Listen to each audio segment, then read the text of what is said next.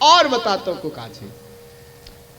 ढाड़ी ने कहा मैं अपने बेटे की बात सुनकर जैसे ही आगे बढ़ा, तब तक मैंने अपने परिवार से ऐसे सदस्य की आवाज सुनी जो आज तक मैंने नहीं सुनी थी। किसकी नहीं सुनी थी? मेरी बहू इतना घूंघट करके रखती है मैया। बाबा कितना कितना माताओं? हाँ इतना।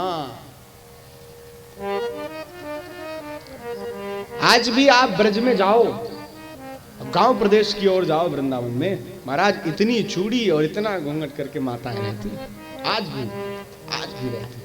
तो कहीं कहीं इतना घूंघट है तो कहीं त्रिजटा नहीं कहेंगे, वो तो भक्त थे महाराज, सूपनखई बन के घूम रही हैं, ताड़कई बन के घूम रही हैं। मैं ये नहीं कह रहा हूं कि इतना कर लो और बज बज के गिरो, नहीं, लेकिन जितना मर्यादा है आपकी उतना तो होना ही चाहिए। आपके बाल, आपके नेत्र तो कम से कम ढके होने चाहिए, माताओं को विशेष। क्यों? इसका भी रीजन है ना, ये हमारे संस्कार हैं, ये जंजीर नहीं है, बेड़ियां नहीं है।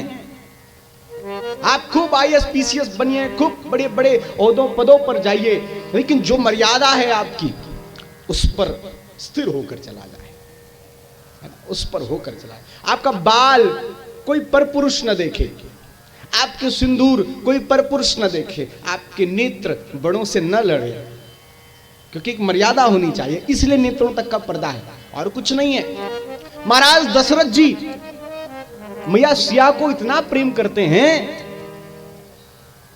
कि महाराज अपने पास में बिठाकर एक सिया सिया कहते, इतनी छोटी सी है, ये प्रेम है, लेकिन मर्यादा उतनी ही प्रबल भी है। और नेत्रों का भी पर्दा वहीं से मानो शुरू हो। एक कथा भी मैंने सुनी अवधवासियों के मुख से कि एक बार मैया सीता दशरथ जी को भोजन पवा रही थी, तब तक एक मक्खी उड़ती हुई आई और उन्होंने थोड़ा सा तिरछी निगाह से देखा तो मक्खी भस्म हो गई। दशरथ जी ने हाथ जोड़ा और कहा, देवी कभी इस दृष्टि से मेरे राम को मत देख लेना। और तब से महाराज अपनी नजरों को छुपा के आने लगी। और दूसरा कारण, आपके हृदय की समस्त संवेदनाएं आपके नेत्रों से प्रकट हो जाती है, हाँ? होती हैं कि नहीं? मैं महाराज नैन लड़ जाए तो क्या क्या हो जाता है। तो आंखें सबसे नहीं मिलानी चाहिए, खासकर बड़ों से तो बिल्कुल नहीं मिलानी चाहिए, ये मर्यादा है। ये केवल स्त्रियों के लिए नहीं है, सबके लिए। आप देखो जो कुलीन पुरुष हैं, कुलीन स्त्रियां हैं, वो कभी नजरों से नजरें मिलाकर बात नहीं करते, एकदम विनम्र। ये होना चाहिए, यही सब मर्यादा है। और ये सब विलुप्त होती चली जा रही है। बाहर तो कुछ और ही महाराज हो रहा है, गांव में तो थोड़ी बहुत बाकी भी है। बाहर जाके देखो पता ही नहीं चलेगा सधवा है कि विधवा है, कोई लक्षण युक्ति नहीं होता उनके अंदर। बालों को तो खास करके माताओं को रखना चाहिए ढककर, चाहे वो रसोई में हो, चाहे वो व्यासपीठ पर बैठी हो। खासकर वो बात विषय अलग है, लेकिन बालों का होना चाहिए।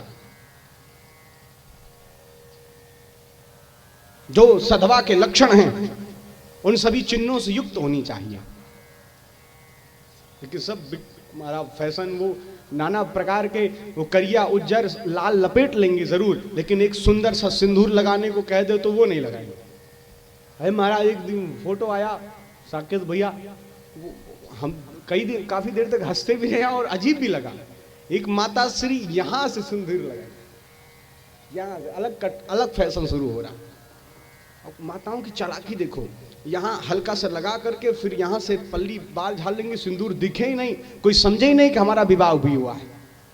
अब बताओ,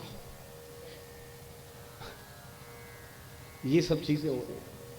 और ठीक है, अब तो इतनी कुरीतियां फैल गई हैं, शहरों में जाओ तो वो अभद्र तरीके के कपड़े चल गए हैं महाराज। वो सब विषय नहीं है ना, मैं इसको कहने के लिए बैठा हूं, लेकिन बस इतना कहूंगा, थोड़े सभ्य बन जाओ, थोड़े संस्कारी बन जाओ, ये आपके ही भले के लिए है।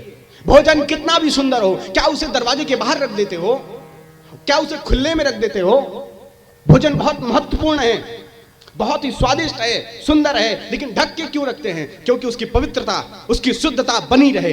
वैसे माताओं, आप हमारे समाज के लिए बहुत ही बहुमूल्य हो, बहुत ही शुद्ध हो, पवित्र हो। इसलिए आपके लिए जो मर्यादाएं हैं वो आपकी सुरक्षा के लिए हैं, आपकी शुद्धता के लिए हैं, आपकी पवित्रता के लिए हैं, न कि जंजीर है।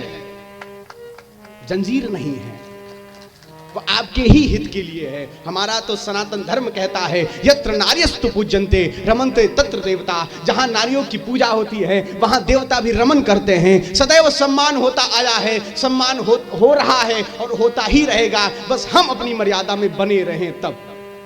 यदि हमारे साथ कुछ गलत हो रहा है तो उसमें कहीं ना कहीं हम भी सहभागी हैं। महाराज, खुले में जब भोजन को रख दिया जाता है तो मक्खियां भिन भिनाने लगती हैं। उसी प्रकार जब आप इस बहुमूल्य शरीर को समाज में खुला रखेंगी तो मक्खियां भिन भिनाएंगी ही। क्योंकि हमारी मर्यादा बनती है कि हम अपने आप को सुरक्षित कैसे रखते हैं। आप सबला हैं, अबला नहीं हैं। नारी के समान शक्तिशाली कोई नहीं है इस संसार में। वो इतनी स्वतंत्र हैं, स्वतंत्र कर दिया जाए तो कोई रोक नहीं सकता उनको। इसलिए बार बार थोड़ा अबला, थोड़ा ये सब मर्यादाएं बना के उनको सुव्यवस्थित रखा जाता है। नहीं तो स्वतंत्र स्त्री महाराज बहुत बन भी सकती है और महाराज बहुत बिगड़ भी सकती है। इसलिए मर्यादा में रहें, संस्कार में रहें और सुरक्षित रहें।